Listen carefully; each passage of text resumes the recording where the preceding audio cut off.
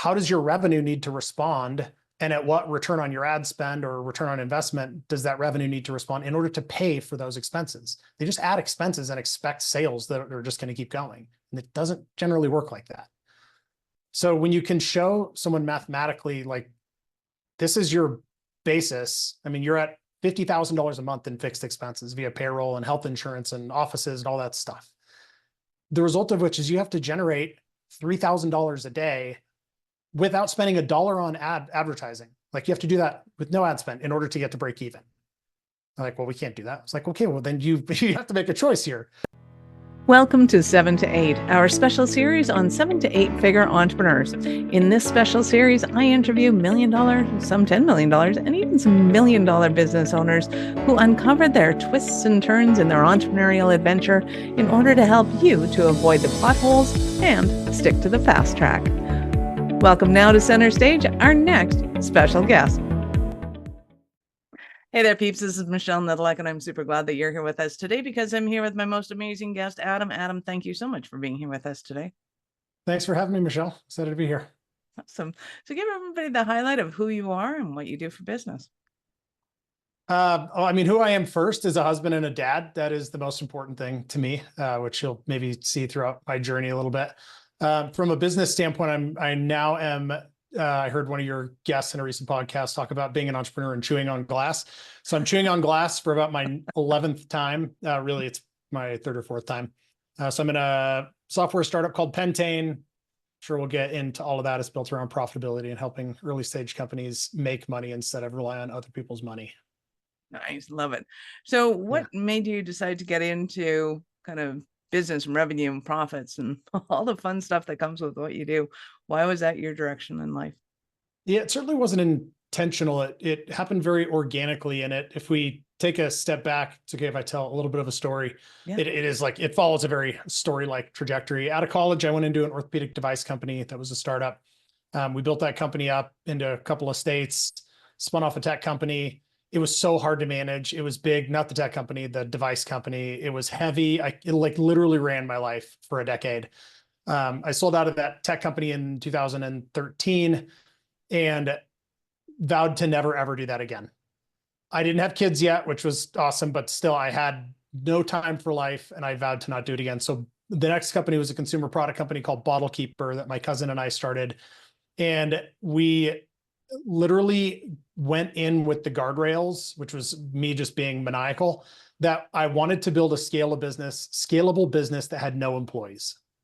Like, that was just, I don't want to manage people ever again. That was, this is in 2013. PTSD so going 11, major PTSD going on. And so we took this consumer product that my cousin had invented, which was a beer, kind of super koozie. Not something I ever envisioned myself getting into, but it happened. And we, with that guardrail in place, built a very scalable, lean company that, is a highlight. These, it's always good things are easy to talk about. The hard stuff is the more important stuff to talk about. We got to 8 million in sales in the first 3 years with no employees, investors, or debt. And the reason for that was because we had to. Like, if you're going to build a business with no people, you have to be able to reinvest in the business and grow it. And it has to be scalable, and you have to solve problems with technology and automation and unique creative solutions. And we executed that well. We had a really deep, without getting too nerdy here, mathematical understanding of how finance works and how the puzzles inside of a startup work. And so we, learned by fire hose how to do that really well and grew quickly, and then got into tens of millions before we got acquired in 2021. And even then we only had 4 team members. So we were super, super lean. That's ultimately, it came out of absolute necessity. I was going to say, and there's advantages and disadvantages to it. It sounds like unicorns and butterflies when you say it that way, but I'm sure the reality of it was substantially different on some mornings. 100%. It was so hard. It was awesome because I literally built the business around my life as opposed to my life around the business, which is typically what happens. Right. Particularly if you haven't done it before, which is why the time before that, that's exactly what I did. And, the reality again, if we look from a highlight standpoint, for those 3 years, actually the first about 5 years of that business, my wife and I were traveling. We could operate the company from anywhere in the world with internet. So we spent half the year, 4 to 6 months of the year in other countries, just living and doing and exploring. So it was beautiful. But to be clear, like, we made so many mistakes.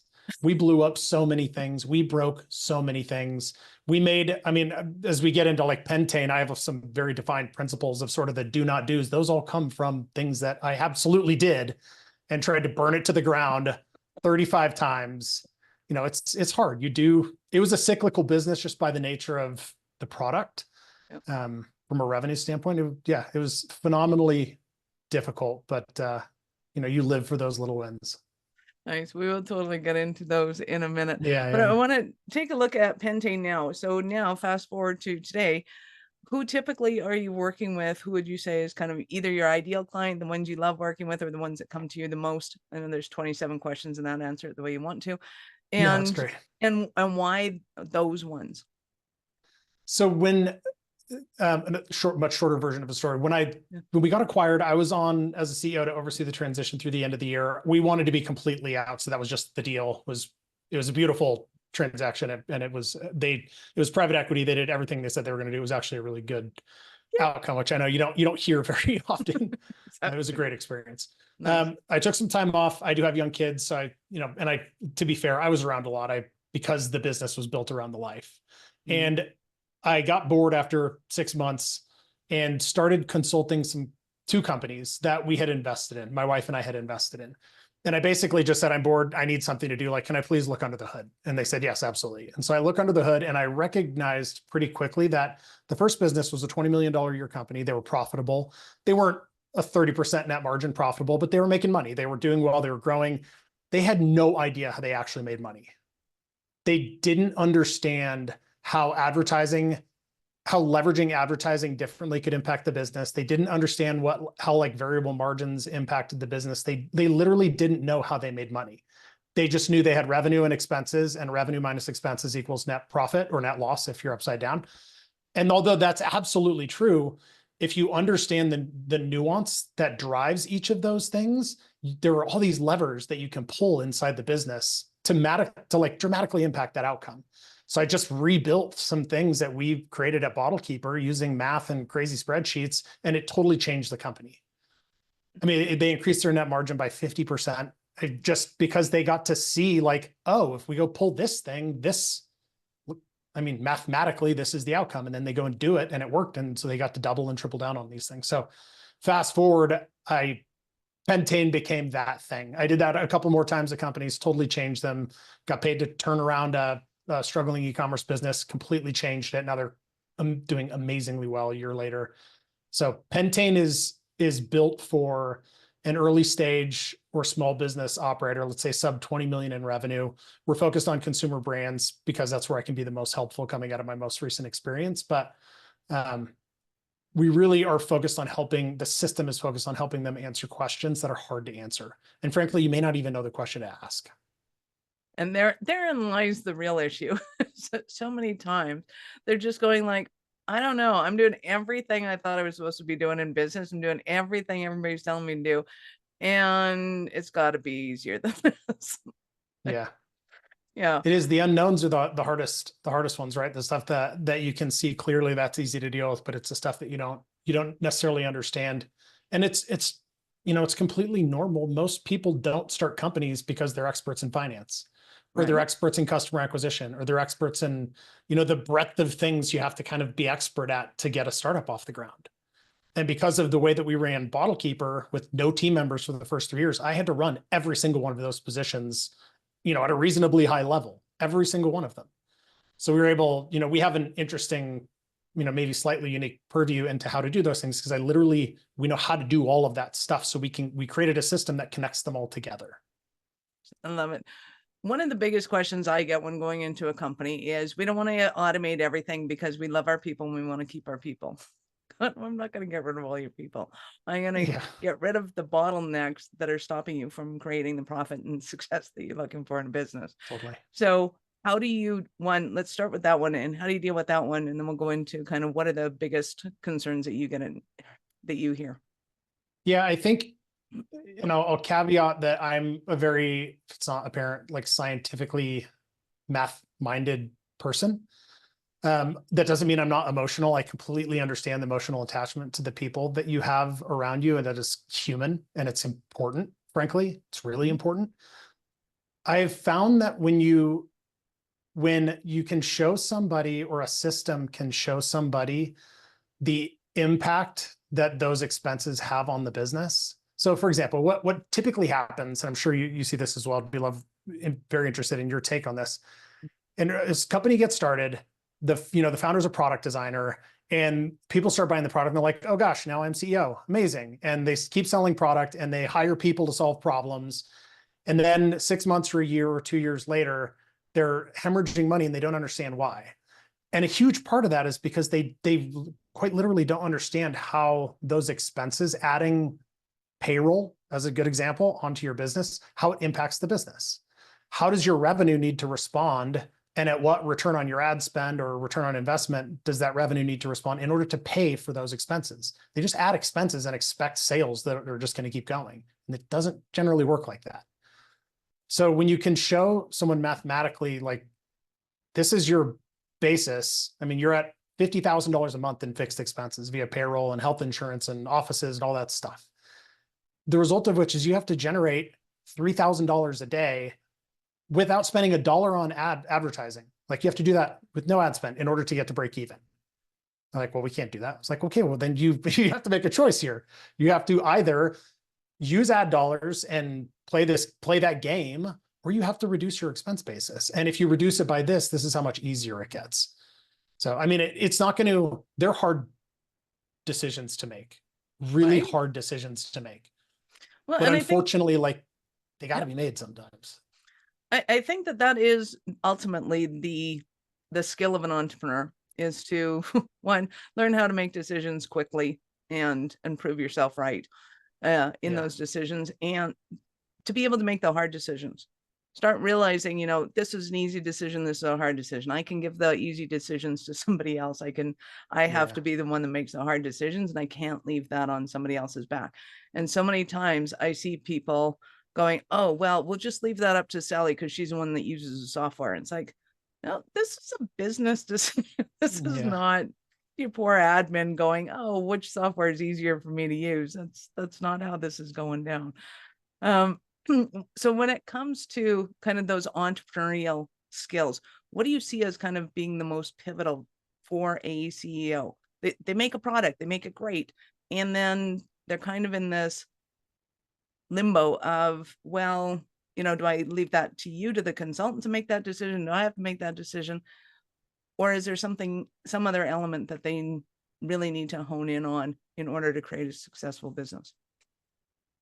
I think one of the things that is really, again, sort of human and hard to do, but absolutely critical at really any stage of a business, but particularly in the early stage of a business, is being able to really kind of put blinders on and just focus on doing one thing really well. And that one thing might change, and that's okay, but it should change based on the feedback from the customer, not based on what you think or your admin thinks, or maybe your consultant thing. I mean, whoever, like the customer, the people that are paying for the product are ultimately the ones that should be guiding the decisions. But just like, as you start to have a little bit of success, opportunities are going to be coming your way constantly. And it's really, really hard to not get excited about them. But the reality is, I mean, you have 100% of a pie, and if you divide that pie into 5 pieces, you only have 20% of your time to spend on each of those pieces, and none of them are going to be exceptional. They just can't be.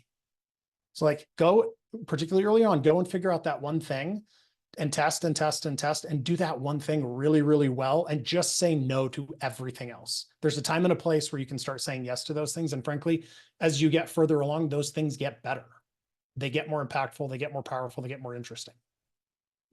And I think I balled you over with 27 questions earlier, but I do want to go back to, what is kind of the biggest issue or problem that people come to you with, and they're going like, I just solve this for me and life is good. What is that question? What is that conundrum? The first component inside of Pentane that is the most interesting, again, if we're looking at consumer brands that are spending advertising dollars, is that those companies, generally speaking, have no idea how to create an ad budget. So they take this thing that's like the fuel for the engine. It is quite literally the fuel for the engine, but because they don't understand it, they look at it purely as an expense. So when they go to their marketing agency or their internal marketing team, whoever those people are, they define a budget based on what they're comfortable with. And that may have, in most cases, has nothing to do with what the business needs in order to operate in a way that is like quote unquote healthy, whatever that is for you, whether that's break even or a 5 or a 25% net margin. So Pentane takes in this, I mean, we did this because I saw this happening constantly, and we operated on this at BottleKeeper. We use the financial data inside the company to craft math to answer that question, to say, if you want to be at break even and your marketing team can execute a 3.5 return on ad spend based on historically what you've done, you need to spend $2,472 per day in order to get to break even. So like, let's use math to answer those questions and remove the emotional sort of gut feel, spaghetti against the wall ad budget decision making. And that makes a massive difference, because they think it's their marketing team's fault because they're not executing well enough. But the reality is the whole situation is set up for failure because there's not enough fuel being put into the engine for it to work properly. So when it comes to product sales, are we talking simply B2C, like business to consumer? Consumer is going on a website or something and buying the thing, or they're going into a store and buying the thing? Is it wholesale? Is it distributors? Is there a special way that you work with people that can kind of maximize that profitability, or does that just totally depend on who's doing what? All those things are pieces of the puzzle. So again, if we look at BottleKeeper, we were completely direct to consumer from 2013 until 2018. Because we said no to wholesale for that whole time, because I knew it was going to require us to diverge paths, hire people. So we said no, the result of which is we built this massive wait list. So when we went into wholesale, which became a really big part of our business, we had 5,000 stores. We went from 0 to 5,000 stores in the first year. So we had this huge wholesale thing, but so the system is built to manage that, because that's an important piece of the puzzle. You have to understand the margins are going to be different in wholesale because you're selling it to somebody who's selling it to somebody else, which is different than your D2C margins, which include advertising and all this other stuff. So again, it integrates all the complexities of that math to give you a picture of what's happening in the business. I gotta ask. So when you going to that many stores that fast is insane. I mean, it was hard. That's insane. It was crazy. Yeah. So I'm looking at, are there salespeople involved in the management of that? Or is it simply management in charge of management of that? Is it tech in charge of management? You're going to have a lot of HR that's not, that you're just kind of going, who's going to take this over and why? Yeah. So we had a rep he was not an employee of the company, he was a contractor, but that basically oversaw all of those operations. The tipping point for us from we don't want to do it to this starts to make sense is we had Ace Hardware through this rep come to us and say, it was like the head of Ace Hardware buying his daughter brought one home from, college or something like that. I don't remember exactly what it was, but he had seen it and said, we need to have this. And so our first big client was Ace Hardware. So of those 5,000 stores, like 2,000 of them were Ace Hardwares. Wow. So we got to prove that out with a single rep going into a single store and figure out how to position it. And we built displays. And again, the beauty of doing it then and having the demand then is we, in a very, very cooperative win-win manner, we got to be really controlling of how the product was displayed and where it went, and that they couldn't sell it online. So I mean, we got a lot of control over the product and how it went into that wholesale distribution, so that we weren't just creating a situation where someone else is selling our stuff online and now we're just competing for sales against ourselves. Right. Well, and I would also assume that the conversation is completely different because you're not asking them to do something, they're asking you to do it. And you have that single point of control on 2,000 stores, which makes a massive difference as opposed to having 2,000 connections that you're going to have to make. Yeah. And most of the stores we went into, they weren't all Ace Hardwares, but most of them were, 50 plus store chains, right. Which is how we had a lot of small mom and pops, and those frankly were my favorite because they're just amazing to deal with. it's harder to manage, 100 of those single 1s and 2 stores, obviously, but it was crazy. It moved really fast. I love it. So when you're working with people, talk to me about what that whole kind of spectrum looks like. Are you going into their stores and checking things out? Is it all kind of a back end? Show me your accounting. What does it look like when you're working with your clients? So Pentane is a software platform. It is a traditional software as a service system. And the reason for that is because although I really, really enjoy, personally speaking, going in and helping individual companies, I wanted to be able to help a lot of companies in some much more simple way, as opposed to the limitations of me being able, to only help a handful at a time. So Pentane is the translation of all that financial and customer acquisition expertise into a platform. So like a consumer brand will create an account, they connect their QuickBooks account, it automatically pulls in the necessary expense data, and then it just starts answering questions around, again, how to advertise, how to set ad budgets, where do your return on ad spends need to be to get to break even, which is good for the marketing companies because they need that data. They need to know what is healthy for the business. And right now they have no idea. They're just being handed a pot of money and being told like, please do good. And then, as they move through the system, they can integrate their revenue and ad spend, which creates this analytics dashboard around profitability to answer questions and tell them what's happening today, as opposed to when they get their P&L next month. What? Yeah. Every CFO on the planet just rejoices. They're actually going to get a dashboard, and they're going to look at their dashboard and actually figure out what their P&Ls are on an ongoing basis. Talk to me about that, because I think people still really don't understand. If they're going tickety boom, they're like, yeah, we do this once a year. We'll go and review and we'll figure out, where we were, what were the highlights, what were the lowlights. What is the importance of being on those numbers? Yeah. In reality, you can't fix it if you don't know that it's broken. And in the early stages of a business, things move so fast and every decision matters. And you need to be able to recognize that something is going off the rails when it's happening so that you can tweak and you can adjust and you can test. You're constantly you're testing all this stuff. You're testing shipping rates, you're testing product pricing, you're testing the website for conversion rates and average order values and lifetime values. Like you're testing all these pieces that are part of this massive 1,000-piece puzzle. The difficulty is that all the pieces on that puzzle aren't equally weighted. They don't all have the same impact on the business. So if you're doing those things without the financial understanding of how they're directly impacting the business in real time, you're flying blind. Having to wait until you get a P&L, halfway through next month is weeks past when that information is relevant. It's it's like post-operative reporting. We need to know while we're in surgery what the problems are. Right. And it just makes a massive difference to be able to see that. And when it comes to the data integration of this, like, is that somebody inputting data? Is that APIs? How does that whole magic work? It's APIs, which is a absolutely painful process to build. I will tell you. It's really important because it has to be automated. We operated a very different version of this at BottleKeeper, but it was this massive spreadsheet that was completely manual, which means there's prone to errors and all sorts of stuff. I just wanted a dashboard I could log into as the CEO or the head of marketing or the head of whoever and see what's happening, what happened yesterday, what happened last week, what's happening today, and see how we're trending and look at pretty graphs and all that stuff.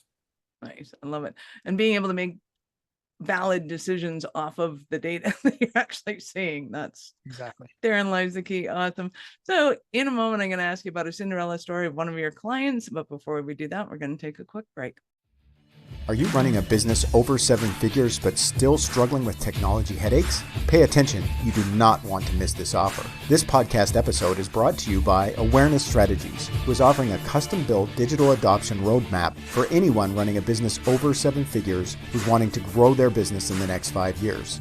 And it's not just a roadmap. They offer full implementation as well if that scares out of you. Check out awarenessstrategies.com/roadmap for more details today. The link's in the show's notes. Don't regret not doing this. Do it now. That's awarenessstrategies.com/roadmap. So I am super excited to hear about a Cinderella story of one of your clients. Yeah, we had a company that was a $2 million a year e-commerce business, product designer, CEO, unbelievable product designer. Create these fantastic minimalist travel bags. They got a ton of press, sort of did that accidentally, created a company, and now I'm CEO and grew it, sort of as far as they could grow it. And they were in trouble. They were losing roughly $100,000 a month. They had about 5 months of runway left, which was like mortgage the house kind of runway, like the dangerous sort of runway. And, in implementing the system, there were a couple of things that happened. One, it showed them that their fixed expenses relative to the revenue were really high. Now, in this case, the CEO of that company made the hard decisions to tighten that up. Not everybody is going to do that, and I understand that, but this case they did, which made a huge difference. The other is it showed them that they were underspending on their advertising by a third. They needed to be, for example, their return on ad spend, the way they were functioning was at 8, which is really high for a consumer brand. And what the system showed them is they needed to 3x their ad spend, which generally you say that to somebody, they're like, haha, yeah, that's insane. But it showed them that if they did that, their return on ad spend could come down to 3.5, and they'd actually be break even. So they worked with their marketing team, which was a third-party marketing agency who loved this because they finally had like real direction for the first time. They safely increased their ad budget over the course of a month, and the result of which their ad spend their return on ad spend came down. The marketing agency knew that they had a floor of 3.5 on a return on ad spend at that level. And the next month they lost $10,000, and the next month they made 40. And now a year later, they're a $7 million a year business. They're profitable. They're operating at about a 15% net margin. And it was all driven by the ability to see what was happening in the business. The CEO of that company said after the fact that before they felt like they were walking in the woods with a blindfold on in the dark. They were just like smashing into every tree. And what Pentane did for their circumstances, it turned the lights on. It didn't remove the trees. They just got to see the trees coming so they could plan for it and strategize around it and make smarter decisions. So that was and now the CEO of that is quite a good friend. That was really fun outcome. Oh, that was awesome. I love that. Love it so much. I know our peeps are going to want more from you. How did they start that journey? How did they go and find you? All that fun stuff. Absolutely. You can find us at pentane.com. If you go and if you decide you want to do an account, you can sign up for a demo there. We'll give you a 30-day free trial with code Michelle. Nice. There's a couple versions of the product you can check out, but we love talking about it. We'd love to show it to you. You can find us there. You can also follow me on LinkedIn, writing a lot about, helpful stuff for early stage brands and agencies, and trying to not scream and yell too much, but I guess it's part of the deal for this kind of company. Nice. I love it. So we will, of course, have all of Adam's links in the show notes. Go ahead and click on so scroll down to the show notes, click on the link, open up in a new browser. We're not done yet. You know that. So Adam, I get to ask you, at what point in life did you know you were special kind of crazy enough to think that you could become an entrepreneur? I suppose I knew that I was crazy when I was 6 and having dreams of saving people on an operating table, which led me down this insane medical path, which is how I got into crazy science. I knew in college, halfway into a molecular and cellular biology degree, that I didn't want to be a doctor anymore, but I loved the program. And at that point knew that my other option was going to the business of medicine, which led me to a device startup and just kicked that whole thing off. But oh, that was awesome. I love that. You have been absolutely awesome. Thank you so much for your time. I appreciate it. And I know how valuable it is. Oh, thank you so much for having me. Really enjoyed it. Any last words for our peeps? Sorry. No, my only last word is, if you're thinking about doing it, thinking about taking the leap, you have to just start. Don't plan it. Plan, do all the things or whatever, but don't get stuck into analysis paralysis. You just start doing something and it will come together. Nice. I love it. Thank you again. Peeps, thank you for being here with us today. I'm Michelle Nedelec. Be sure to subscribe to the show, share it with your friends. We love helping entrepreneurs grow. Thank you for listening to 7 to 8. If you're interested in upping your speaking game, be sure to connect with our guests with the links in the show notes, and connect with me to see how we can help you get your tech done for you and help your speaking dreams come true.